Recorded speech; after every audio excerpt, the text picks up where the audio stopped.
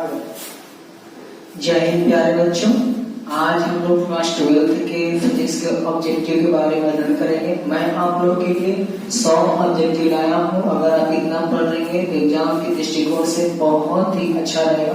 तो चलिए हम लोग आज शुरुआत करते हैं। पहला क्वेश्चन हम लोग के पास है, आदर्श एमीटर का प्रतिरोध होता है।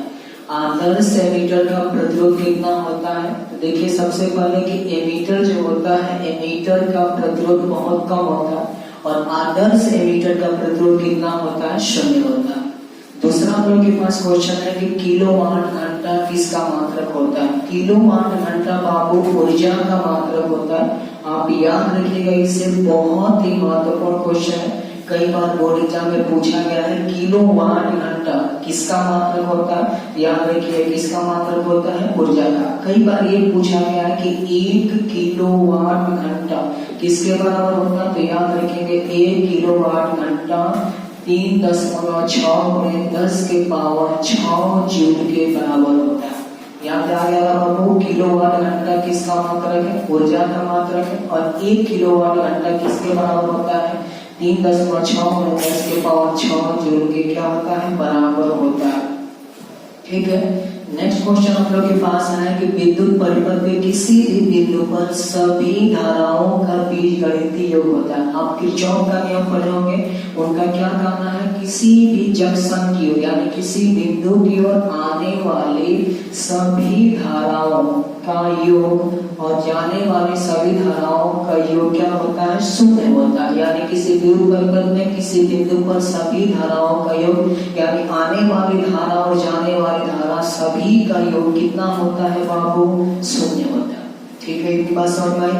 विद्युत परिपथ की शक्ति होती है, आप पढ़े होंगे विद्युत परिपथ में या विद्युत परिपथ में जो पावर होता है P बराबर, इनका 3 फार्मूला आपको याद रखना है। एक फार्मूला होता है VI, एक फार्मूला होता है बाबू I² और एक फार्मूला होता है V²/R। आप देखिए इनमें से कौन सा कदम सही है? हमारे पास ये तो है नहीं, इसमें ये भी नहीं है, यानी V²/R। कौन सा ऑप्शन सही होगा? बी ऑप्शन सही होगा।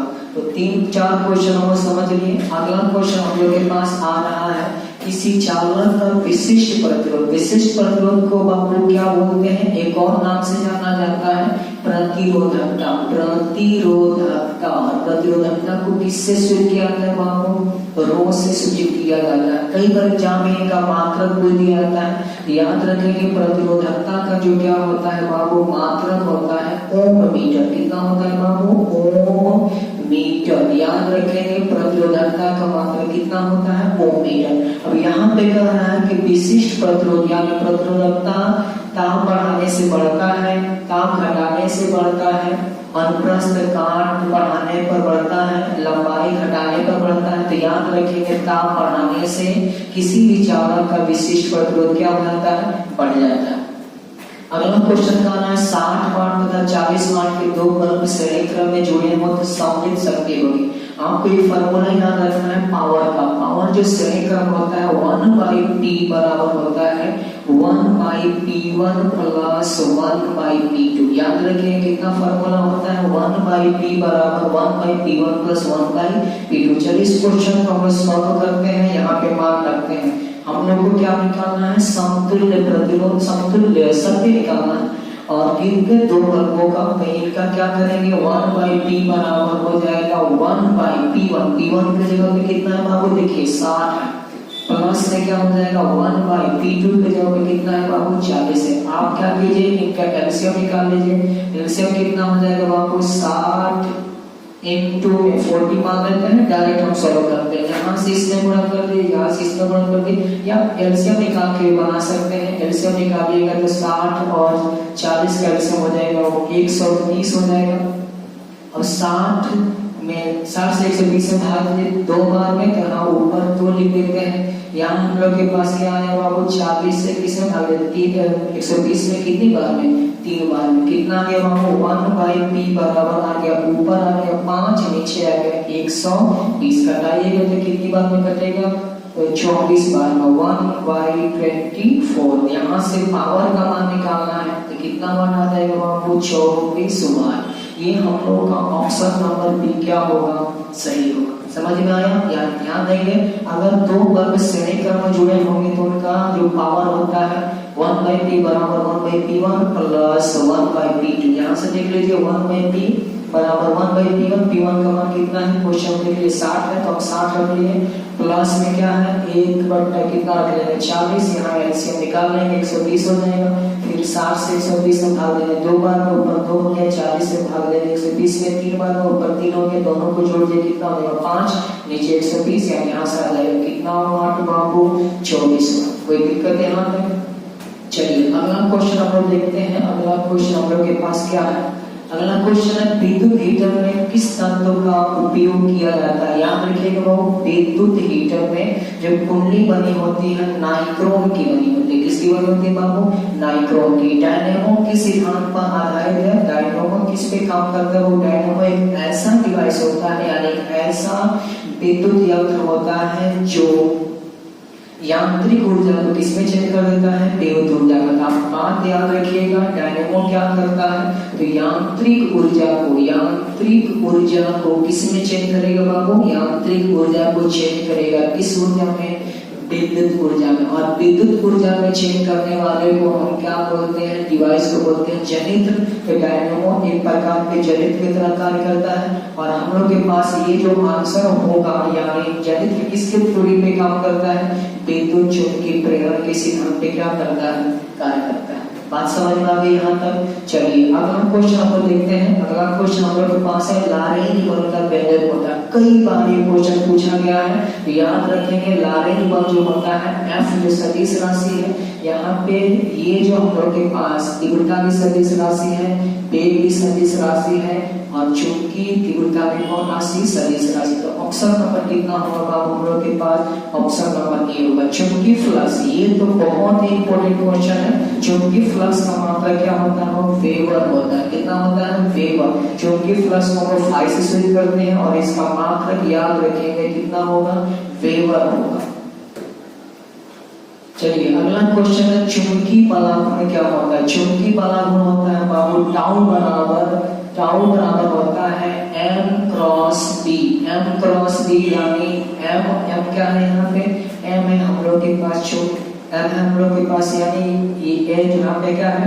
m क्या है? चुंबकीय द्विध्रुव आघूर्ण है। तो टाउ बराबर होता है m क्रॉस b, यानी इसको भी लिख सकते हैं टाउ बराबर m b sin थीटा। क्या लिख सकते हैं बाबू? टाउ बराबर m b sin थीटा। यहाँ पे क्या है? m याद रखेंगे, m हमारे पास है चुंबकीय द्विध्रुव आघूर्ण। क्या है बाबू? चुंबकीय द्विध्रुव आघूर्ण।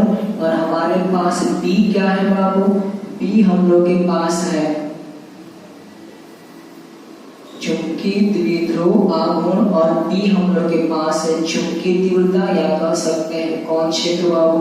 चुंबकीय क्षेत्र। और इनका फार्मूला याद रखेंगे टाउ बराबर m क्रॉस b, या इसी को लिख सकते हैं टाउ बराबर m d sin theta. Option number क्या है हम लोग के पास? ए क्या है? सही है।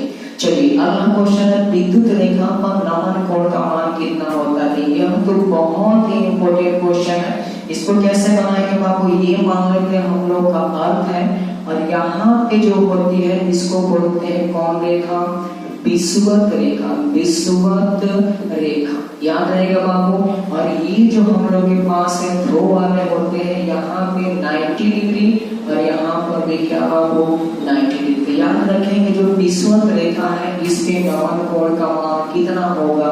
0 होगा। जैसे जैसे विषुवत रेखा से कहाँ पहुंचते हैं?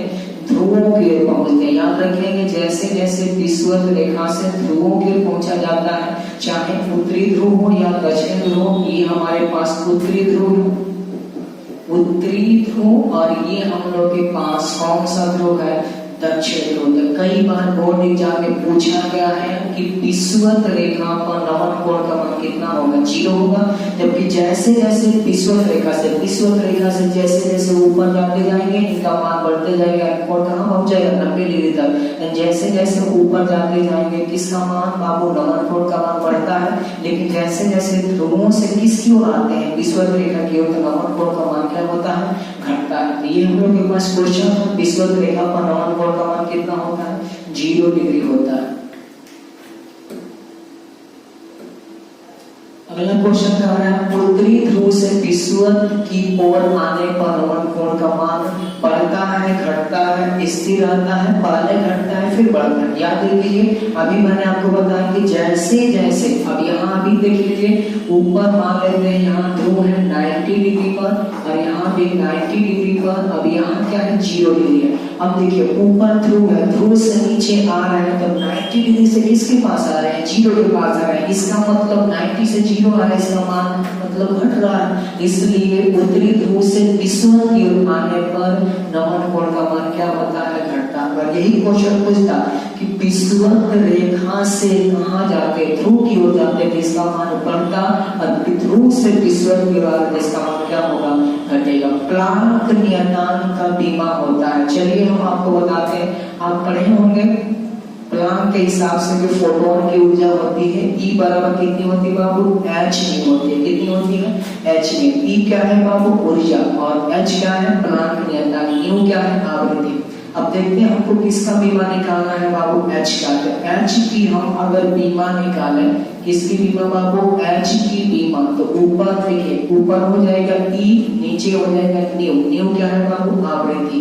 तो किसकी बीमा हो जाएगी E की बीमा। E क्या है आपके पास ऊर्जा है और न्यू क्या है बाबू आवृत्ति है। तो इसकी बीमा कितनी होनी चाहिए। चलिए हम इसको सॉल्व कर लेंगे, जितना आएगा वही हम लोग का क्या हो जाएगा आंसर हो जाएगा। बताइए वो कितनी होगी इसकी बीमा। E क्या है ऊर्जा और ऊर्जा की बीमा आप लोग पढ़े होंगे। ऊर्जा की बीमा क्या होती है बाबू m(l)2 कितनी होती है m(l)2 और न्यू क्या है आवृत्ति। आवृत्ति क्या होता है प्रति सेकंड, यानी क्या होती है आवृत्ति होती है 1/सेकंड, उसका क्या होता है मात्रक होता है। यानी इसकी बीमा हो जाएगी यानी 1/सेकंड, यानी 1/सेकंड यानी टाइम। और टाइम की बीमा क्या होती है टी होती है। टी को कहाँ भेज दीजिए बाबू ऊपर भेजिए, क्या हो जाएगा m(l)2 ये ऊपर है मतलब ये ऊपर जाएगा तो टी टी ही रहेगा। अब यहाँ से क्या निकल जाएगा बाबू देख लीजिए, यहाँ से आ जाएगा m(l)2 यहाँ -2 है, यहाँ +1 घटेगा तो कितना हो जाएगा -1। यानी प्लांक नियतांक बीमा होता है m(l)2 यानी पहला ऑप्शन आपके पास क्या है सही है। ये कई बार बोर्ड एग्जाम में पूछा गया है। एक बार देख लीजिए क्या था हम लोग के पास पहला क्वेश्चन था उत्तरी ध्रुव से विषुवत की ओर जाने पर नमन कोण घटता है और प्लांक नियतांक की बीमा मैंने आपको निकाल के दिखा दिया m(l)2 माइनस क्या होगा 1 होगा। चलिए अगला है चुंबकीय क्षेत्र, चुंबकीय तीव्रता, चुंबकीय त्वरण, सबको एक ही नाम है यानी इनका मात्रक होता है। याद रखेंगे टेस्ला, कितना मात्रक होता है बाबू टेस्ला। चुंबकीय फ्लक्स का मात्रक क्या होता है वेबर और चुंबकीय क्षेत्र, चुंबकीय तीव्रता, चुंबकीय प्रेरण, इनका मात्रक क्या होगा इनका मात्रक क्या होगा टेस्ला। इसको स्टार मार के जाइएगा और याद करके जाइए एग्जाम में आता है। ध्रुव प्रबलता का मात्रक क्या होता है बाबू न्यूटन मीटर, क्या मात्रक होता है न्यूटन मीटर। अगला क्वेश्चन है लेंज का नियम किस नियम पर कार्य करता है। आवेश संरक्षण, ऊर्जा संरक्षण, संवेग संरक्षण कोई नहीं था। आपको याद रखना है लेंज का जो नियम होता है ऊर्जा संरक्षण के सिद्धांत पे क्या करता है कार्य करता है। लेंज का नियम किसके सिद्धांत पे बाबू ऊर्जा संरक्षण के सिद्धांत पे क्या करता है कार्य करता है।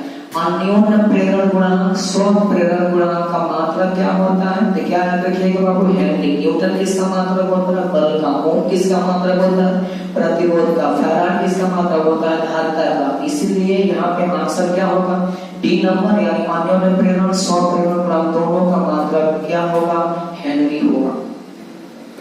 हम लोग के पास अगला क्वेश्चन है विद्युत चुंबकीय तरंग की प्रवृत्ति होती है। विद्युत चुंबकीय तरंग की जो प्रवृत्ति होती है याद रखना है किस तरंग की तरह कार्य करता है अनुप्रस्थ तरंग की तरह व्यवहार करेगा। और ये जो अनुप्रस्थ तरंग की तरह व्यवहार करेंगे प्रकाश का जो अनुप्रस्थ तरंग की प्रवृत्ति है किस थ्योरी से बाबू प्रूव किया गया था ध्रुवण से। किससे बाबू ध्रुवण से। यहाँ क्वेश्चन है कि विद्युत चुंबकीय तरंग की प्रवृत्ति क्या होती है तो याद रखिए कैसी होती है बाबू अनुप्रस्थ तरंग की तरह कार्य करते हैं। विद्युत चुंबकीय तरंग संरचना की दिशा होती है, इसको याद करके जाइएगा। विद्युत चुंबकीय तरंग संरचना की दिशा होती है E क्रॉस B के कौन सी बाबू समांतर। E क्रॉस B, E क्या है यहाँ पे विद्युत क्षेत्र और B क्या है यहाँ पे चुंबकीय क्षेत्र। याद रखेंगे विद्युत चुंबकीय तरंग संरचना या जो भी गति करते हैं उनकी दिशा होते हैं E क्रॉस B के समांतर।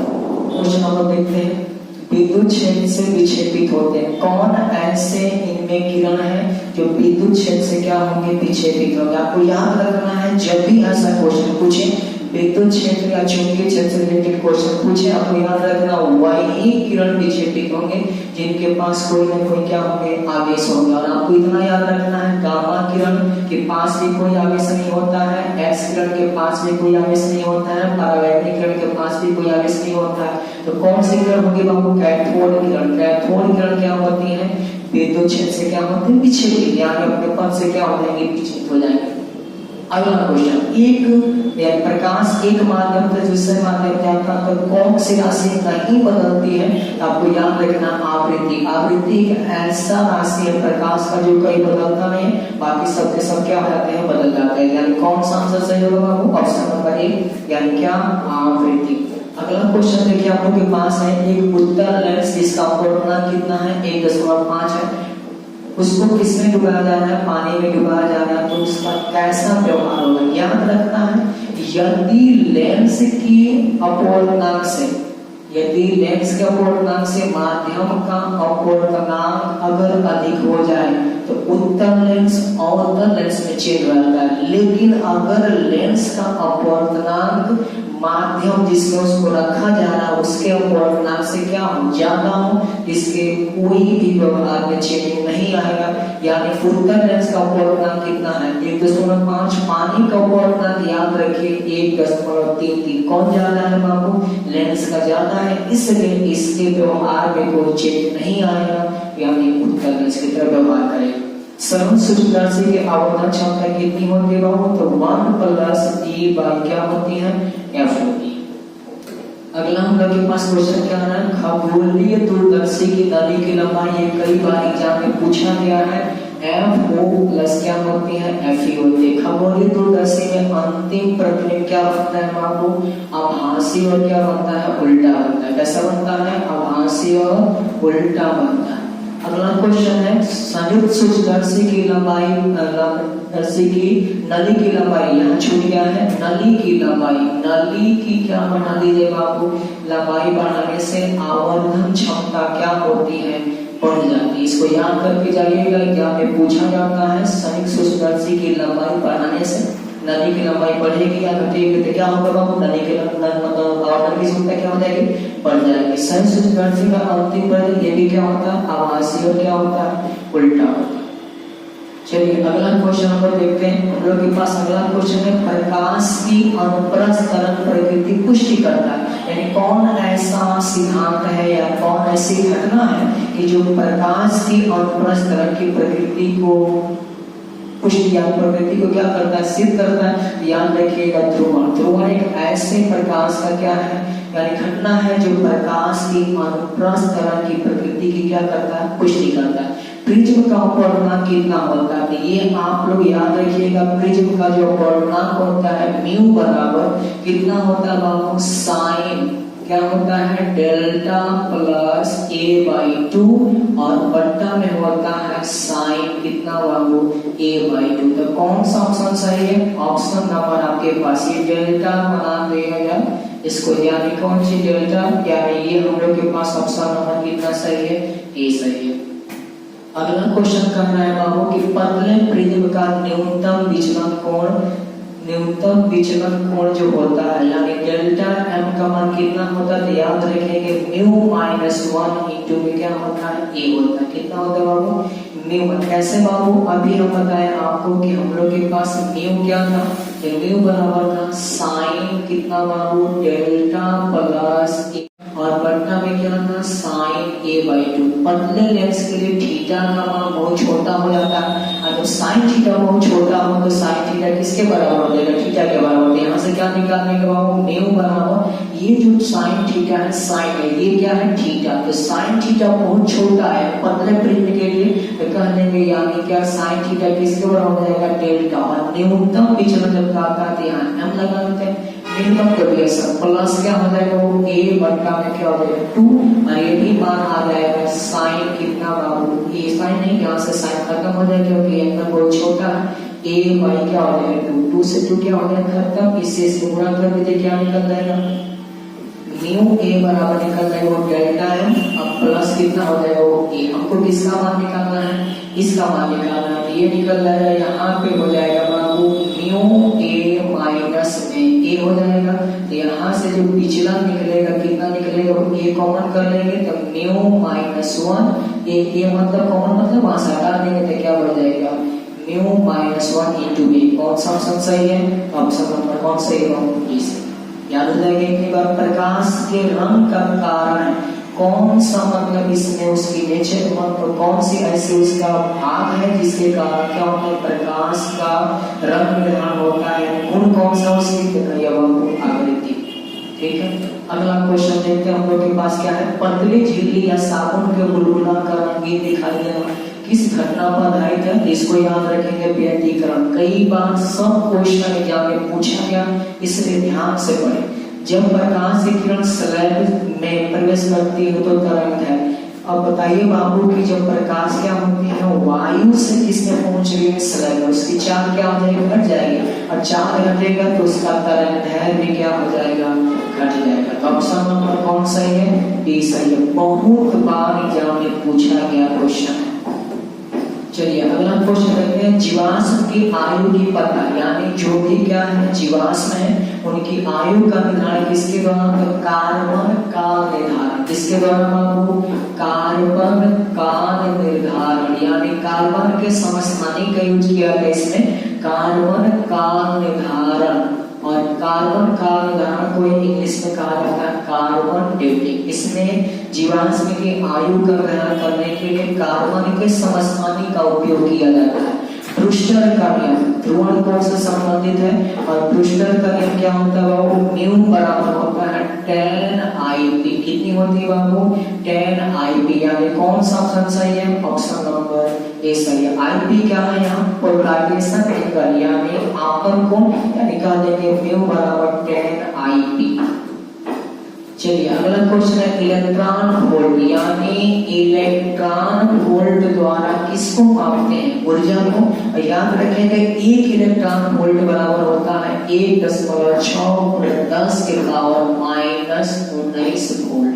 कितनी होती है बाबू, 1 इलेक्ट्रॉन वोल्ट बराबर होता है 1.6 10 के पावर माइनस 19 वोल्ट। ठीक है, प्रोटॉन की ऊर्जा प्लांक सर के हिसाब से क्या था, फोटॉन की जो ऊर्जा होती है E बराबर h न्यू, और कई बार E बराबर h, तो h बराबर न्यू की जगह आप लिख सकते हैं C बाई लैम्डा, क्योंकि आप पढ़े होंगे C बराबर है प्रकाश की चाल बराबर कितनी होती है न्यू लैम्डा, तो यहाँ से न्यू का मान निकालेंगे C बाई क्या हो जाएगी लैम्डा। यही मान था कि मैंने यहाँ रख दिया, यानी E बराबर h न्यू और E बराबर SC बटा लैम्डा, यानी ऑप्शन दोनों सही है। इसको पढ़ के जाना है, इस पे कई बार क्वेश्चन भी पूछा जाता है। अगला हम लोग के पास क्वेश्चन देखते हैं, इलेक्ट्रॉन का विशिष्ट आवेश होता है। देखिए बहुत विशिष्ट आवेश का मतलब है इलेक्ट्रॉन के आवेश, इसमें बाबू इलेक्ट्रॉन के आवेश में इलेक्ट्रॉन के द्रव्यमान से क्या कर दीजिए भाग दे दीजिए। इलेक्ट्रॉन का आवेश यानी मान लेते हैं Q और इलेक्ट्रॉन का द्रव्यमान मान लेते हैं M, और इसका मान कितना निकलेगा, आवेश होता है 1.6 10 के पावर माइनस 19 और नीचे द्रव्यमान होता है 9.11 into 10 to the power minus 31 kg। यहाँ से क्या निकल जाएगा आपको, हम अंक वाले भाग देते हैं पहले 1.6 नीचे होगा 9.11, और ये क्या हो जाएगा 10 के पावर माइनस 19 है, ये पावर नीचे से ऊपर जाएगा, तो पावर नीचे से ऊपर जाएगा तो उसका चिन्ह बदल जाएगा, माइनस 31 से ऊपर जाएगा 10 की पावर क्या हो जाएगा 31। यहाँ से मान कितना निकलेगा 1.6 भाग किसे देंगे 9.1। यहाँ कितना हो गया बाबू 31 में से 19 लगा दीजिए 10 के पावर कितना हो जाएगा 12। लेकिन यहाँ पे कोई भी 12 नहीं है 11 है, यानी 1 0 यहाँ दे देंगे। ये हो जाएगा 16 9.1 के गुणे 10 के पावर कितना हो जाएगा 11 और 16 में 9.11 से भाग देते हैं तब 1.7 गुणे 10 के पावर कितना 7 आता है गुणे 10 के पावर कितना 11। आवेश का मात्रा कूलम और द्रव्यमान का मात्रा यहाँ पे केजी, यानी 1.77। इसमें कौन है 1.8। तो ऑप्शन नंबर कौन सही है बाबू बी सही। तो विशिष्ट आवेश जो होगा यानी उसके आवेश में किससे भाग देगा बाबू द्रव्यमान से। फोटो इलेक्ट्रॉन की ऊर्जा डिपेंड करती है। ऊर्जा डिपेंड किस पे करती है बाबू अभी पढ़े E बराबर देखिए थोड़ा सा कितना था H न्यूटन। E डिपेंड कर रहा है किसके ऊपर आवृत्ति के ऊपर। किस पे डिपेंड करती है बाबू आवृत्ति के ऊपर क्या करती है डिपेंड करती है। अगला क्वेश्चन हम लोग के पास है आवेश रहित कण है, यानी कौन ऐसा कण है जिसके पास क्या नहीं है आवेश नहीं है। अल्फा अल्फा क्या होता है हेलियम प्लस बीटा क्या होते हैं इलेक्ट्रॉन एक प्रकार के होते हैं। ये भी कभी क्या पाया जाएगा आवेश। फोटॉन क्या है प्रकाश के छोटे क्या है पैकेट है। तो फोटॉन पर ही क्या नहीं पाया जाता है बाबू आवेश नहीं पाया जाता है।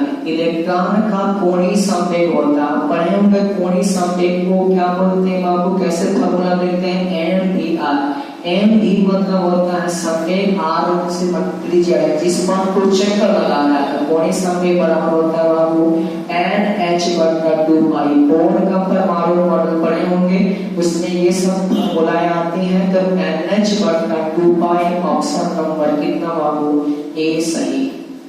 ठीक है चलिए अगला क्वेश्चन हम लोग देखते हैं। अगला क्वेश्चन हम लोग के पास है सूर्य के प्रकाश का स्पेक्ट्रम कैसा होता है याद रखेंगे सदर होता है। हाइड्रोजन स्पेक्ट्रम का कौन सा श्रेणी दृश्य प्रकाश में पड़ता है तो आप याद रखेंगे बामन। इसमें पढ़ना कौन पढ़ता है वो बामन। लाइमन जो होता है याद रखेंगे लाइमन जो होता है हम लोग के पास यानी परावैंगनी भाग में पड़ता है। किस भाग में बाबू परावैंगनी। और ये जो हम लोग के पास है पासन और फुन ये किस भाग में पड़ते हैं और आपको पता है कि हम लोग किस भाग को ही देख सकते हैं। तो हम लोग केवल यानी दृश्य में ही यानी ये वाला ऑप्शन हम लोग के पास क्या है सही है। चलिए नेक्स्ट क्वेश्चन हम लोग के पास क्या आ रहा है। नेक्स्ट क्वेश्चन हाइड्रोजन स्पेक्ट्रम में इलेक्ट्रॉन की जो ऊर्जा होती है कितनी होती है तो याद रखेंगे माइनस में 13.6/n²। सर्वाधिक भेदन क्षमता किसकी होती है तो आप याद रखेंगे सबसे ज्यादा भेदन क्षमता किसकी होती है। सबसे ज्यादा भेदन क्षमता होती है गामा किरण की, यानी गामा किरण की भेदन क्षमता सबसे अधिक होती है। ठीक है चलिए अगला क्वेश्चन हम लोग के पास है जितने समय में रेडियो सक्रिय पदार्थ की राशि प्रारंभिक परिमाण की आधी हो जाती है। कई बार ये क्वेश्चन बोर्ड एग्जाम में पूछा गया है। क्या क्वेश्चन का नाम जितने समय में रेडियो सक्रिय पदार्थ की राशि प्रारंभिक परिमाण की आधी हो जाती है आधा हो जाता है यानी कौन आयु बाबू नाभिकीय अभिक्रियाओं में संरक्षित रहता है। तो याद रखिएगा इनमें से सभी यानी सभी चीजें क्या होती हैं आवेश और संवेग दोनों का दोनों किसमें नाभिकीय अभिक्रियाओं में क्या रहता है संरक्षित रहता है। ये था हम लोग का बाबू 50 ऑब्जेक्टिव। अगला 50 ऑब्जेक्टिव हम लोग अगले वीडियो पढ़ेंगे। तब तक आप लोग पढ़ते रहिए मेहनत करते रहिए। जय हिंद।